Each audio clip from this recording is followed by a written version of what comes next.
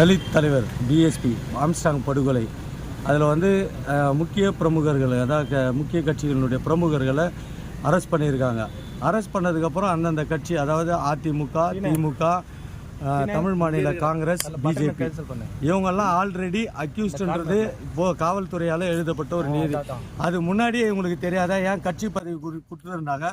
முக்கியமாக பாஜகவில் வந்து ரவுடிகளுக்கு தான் அதிகமாக வந்து இடம் கொடுக்கறது, தஞ்சம் அடைகிறதுக்கு, அவங்கள காப்பாற்றிக்கிறதுக்காக பொதுவாகவே ஒரு குற்றச்சாட்டுகள் எழுது. அதுக்கு பற்றி என்ன சார் சொல்கிறது? காவல்துறை விசாரித்துக்கிட்டு இருக்கிறது. விசாரணையில் நான் குறிப்பிட விரும்பல. ஆனால் நான் என்ன சொல்கிறேன்னா, சிலர் மாநில விசாரணையை போகணும்னு சொல்கிறாங்க. அதாவது காவல்துறை விசாரணை, சிபிசிஐடி விசாரணை, அமைக்கப்பட்டிருக்கிற பல்வேறு காவல்துறையினுடைய விசாரணை போகணும்னு சொல்கிறாங்க. சில தலைவர்கள் வந்து சிபிஐ விசாரணை வேணும் அப்படின்னு சொல்கிறாங்க. ஆக இந்த இருவேறு கருத்துக்களுமே ஆம்ஸ்டாங் மறைவுக்கான ஒரு நியாயத்தை தேடி தருமா? ஏன்னா இது அரசியல் ஆக்கப்படுகிறது. அதனால் எங்களை போன்றவருடைய கருத்து, பொறுப்பிலே இருக்கிற ஒரு நீதிமன்ற நீதிபதியை கொண்டு ஒரு நீதி விசாரணை நடத்தால் அந்த நீதி விசாரணை பாரபட்சம் இல்லாமல் இருக்கக்கூடும் என்பதுதான் எங்களை போன்றவருடைய கருத்தும் பார்வையும்.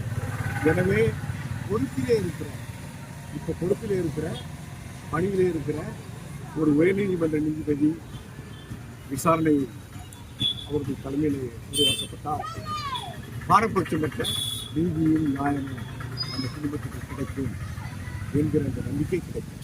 சார், இவர் படுகொலை நடந்து ஒரு 10 நாளுக்குள்ளே நாம் தமிழர் கட்சி நிர்வாகி படுகொலை செய்யப்பட்டிருக்காரு. புதிதாக பொறுப்பேற்ற கமிஷனரும் அதே நிலைமையில தான் இருப்பார். அருண் எப்படி செயல்படுவார்? தமிழகத்தில் சட்டம் ஒழுங்கு எப்படி இருக்கு? நாம் தமிழர் கட்சி பிரமுகர் படுகொலை செய்யப்பட்டிருக்கிறார். அது வேதனைக்குரியது, கண்டனத்துக்குரியது, வருத்தத்துக்குரியது. ஆனால் அது சென்னையில் இல்லை. இது சென்னை ஆணையர் புதிதாக பொறுப்பேற்றிருக்கிறது. அப்போ ஏடிஜிபி புதுசாக தானே சார் இருக்காரு? ஏடிஜிபி ஏடிஜிபியோ அவர் இங்கே வந்த பிறகு அங்கே வந்திருக்கு. அது நான் அதுக்கு உள்ள போல. இது சென்னையில் நடந்தது, அது திருச்சியில் நடந்தது. பொதுவாகவே கடந்த இந்த 3 ஆண்டுல 100க்கும் மேற்பட்ட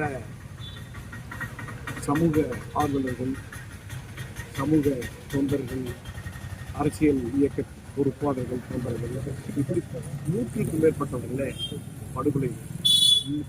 படுகொலை நடப்பது நாளும் தொடங்குகிற ஒரு தொடர்கதி ஆகிவிட்டது. சட்டம் ஒழுங்கு என்பது ஒரு கேள்விக்குறிதான். அது சீர்குலைந்திருக்கிறதுன்றது சாதாரண குடிமகன் கூட இன்றைக்கு உணர்ந்திருக்கிறான். அதனால அதில் ஒரு தீவிரம் காட்டணும் தமிழக அரசு. 3 ஆண்டு காலமாயும் ஒரு காலத்தில் வந்து அந்த கடந்த அரசை குறை கூறி கொண்டிருந்த இந்த திமுக அரசு இன்னைக்கு அது அவங்களுடைய கையாளாகத்தனமா, அவங்களுடைய அக்கறை இல்லையா, அவங்களுக்கு என்ன காரணம்னு அவங்க தான் அதை ஒரு மறுபரிசீலனை செய்யணும். ஆனால் இது தொடர்ந்து கொண்டிருப்பது மக்களுக்கு நல்லதில்லை. காவல்துறை வந்து முதல்வர் கட்டுப்பாட்டில் தானே சார் இருக்கு. அப்புறம் ஏன் சார் சட்டம் ஒழுங்கு கெட்டு போகுது? அதற்கான எதனா நீங்க சொன்ன கருத்துக்கு நான் மாறுபடுறேன். அவர் கட்டுப்பாட்டில் தான் இருக்கான்றதே ஒரு கேள்விக்குறி தான். முதலமைச்சருடைய கட்டுப்பாட்டில் தான் இருக்கா அப்படிங்கிறதா கேள்விக்குறி. எனக்கு தெரிந்து ஒரு 50 ஆண்டு கால அரசியல் அனுபவத்தில் கடந்த காலத்தில் முதலமைச்சராக இருந்த அன்றைய முதலமைச்சராக விளங்கிய புரட்சித் தலைவி அம்மா காவல்துறையை கட்டுப்பாட்டில் வைத்திருந்தது போல அந்த தொடர்பு இன்றைக்கு நிகழ்வு. காவல்துறை கட்டுப்பாட்டில் இருக்குதாங்கிறத ஒரு கேள்விக்குறி தான். அது காவல்துறை கட்டுப்பாட்டில் இருக்குமானால் தமிழ்நாட்டில் சட்டம் ஒழுங்கு ஓரளவாவது பராமரிக்கப்பட்டிருக்கு. கட்டாயம் தலைவர்களுக்கு பாதுகாப்பு வேணும். ஏன்னா அவங்கெல்லாம் வந்து உழைக்கும் மக்கள், அடித்தளத்து மக்கள். பாபா அம்பேத்கர் சொன்னார், ஒரு தலித் மகனாக பிறக்கிற போதே வாழ்க்கையில போராட்டத்தை செஞ்சது. அவனுடைய ஒரு வளர்ச்சியும் போராட்டத்துக்கு உட்பட்டது.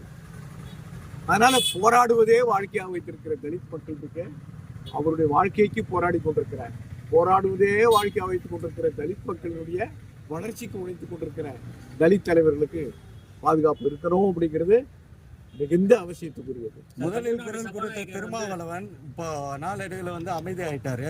ஒரு தலித் இயக்கத்தினுடைய தலைவர் அவரு. அதை எப்படி பாக்குறீங்க நீங்க? அவர் எங்க இருந்தாரு, இப்ப இருக்காரா, வெளியூர்ல நாடாளுமன்றத்தில் இருக்காரா தெரியல. திருப்பி உங்களை போன்ற செய்தியாளர்கள் அவரிடம் கேட்டு விளக்க தெரியுங்க தவிர எனக்கு அதற்கு பதிலும் இல்லை. எனக்கு அப்படி ஒரு ஏன் இந்த சூழ்நிலையில் அவர் இப்போ பேசினாரு, இப்போ எந்த சூழ்நிலை ஒருவேளை அவர் வேற ஏதாவது பண்ணிட்டு கூட இருக்கலாம், எனக்கு தெரியல. நீங்க தான் செய்தியாளர்கள் கேட்டு சொன்னா எல்லாத்தையும்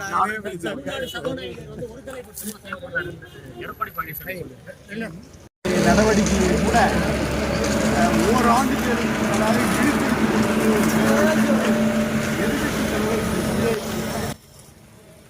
தவறு இருக்க முடியும். ஒரு இருக்கை தொடர்பான ஒரு பிரச்சனை, யார் துணைத் தலைவர், தேர்தல் எடுக்கப்பட்ட ஒரு துணைத் தலைவரா, ஏற்கனவே இருப்பவர் துணைத் தலைவரா, இந்த சர்ச்சைக்கு கூட ஒரு முடிவெடுக்க முடியாத ஒரு பேரவைத் தலைவர் ஓராண்டு காலமா அந்த நடவடிக்கையை இழுத்துக் கொண்டே இருக்கிறார் என்றால் எதிர்கட்சி தலைவர் சந்தேகப்பதிலே இந்த தவறு? அவருடைய கேள்வியும் சந்தேகமும் நியாயமானது.